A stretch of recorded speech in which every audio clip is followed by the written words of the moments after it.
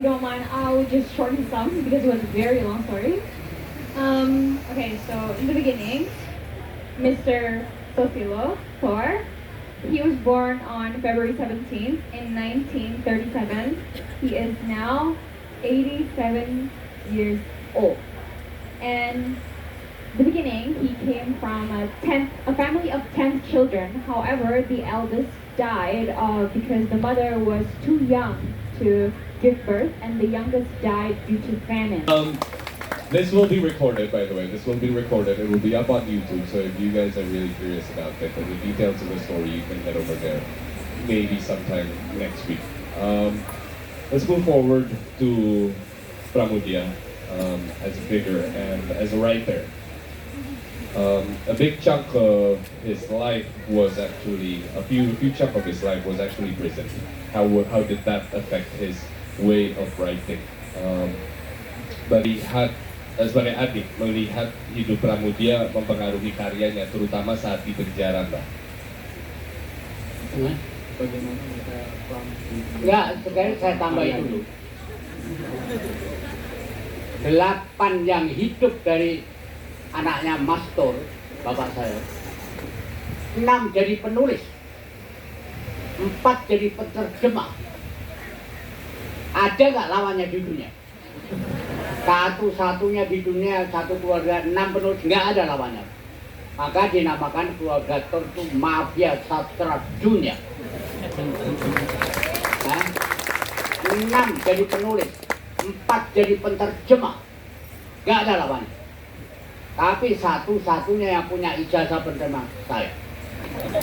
Bahasa Rusia dan bahasa Inggris. Baik, oke. Mau di-translate terlebih dahulu? So I'm just gonna translate. Mr. Susilo just explained that, of course, all of them are great writers and proficient translators, and he himself is the only one that got certified as a translator. So yes, give another applause for. Amerika itu punya keluarga Hemingway. Pernah dengar? Iya. The Old Man and the Sea. Bapaknya meninggal bunuh diri. Hemingway meninggal bunuh diri. Anaknya meninggal bunuh diri. Tiga-tiganya bunuh diri. Itu cuma 3 orang. Nah kami 6 jadi penulis. Oleh Pak Pramudia, kami bukan diangkat untuk jadi orang-orang kaya. Diseret adik-adiknya yang 4 itu semua masuk penjara. Dan Pram seluruhnya Orde Belanda, Orde Lama dan Orde Baru, jumlah ditahannya hampir 20 tahun. Kami adik-adiknya 3 orang masuk semua. Jadi kami itu semua diseret ke penjara. 3 orang itu. Di total hampir setengah abad. Itulah kehebatan kami. Buktinya walaupun diseksa kayak gitu tetap hidup. Hidup harus berani. Menang kalah lain lagi.